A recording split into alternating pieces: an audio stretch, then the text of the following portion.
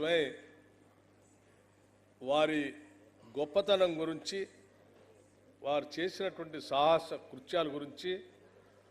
వారు సాధించిన విజయాల గురించి మాట్లాడుకుంటున్నాం. ఇవన్నీ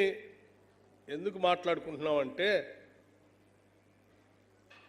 బలహీన వర్గాలుగా ఉన్నాం కదా, మనం ఏమీ సాధించలేమేమో అనేటువంటి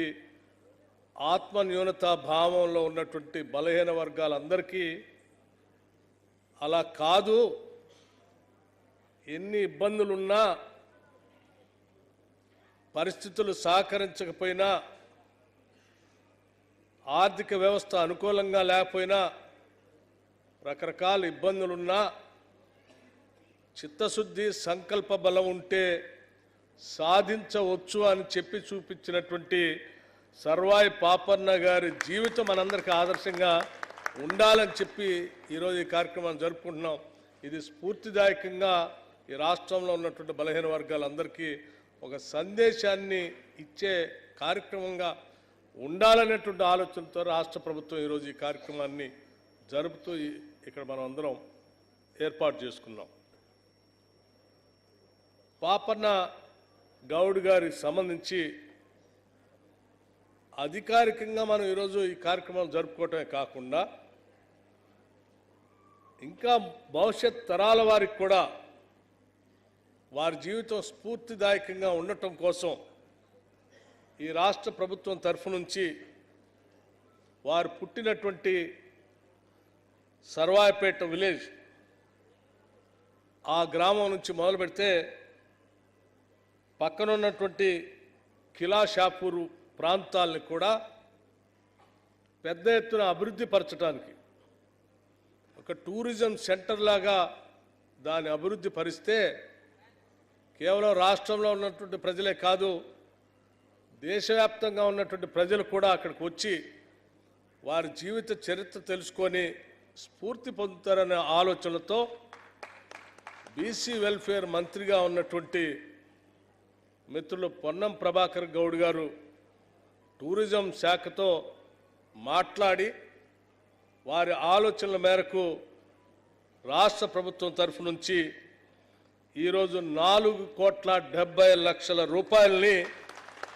ఈ టూరిజం ఈ కేంద్రాలను అభివృద్ధి పరచడానికి ఈరోజు జీవో కూడా ఇష్యూ చేయటం జరిగింది. ఈ కార్యక్రమాన్ని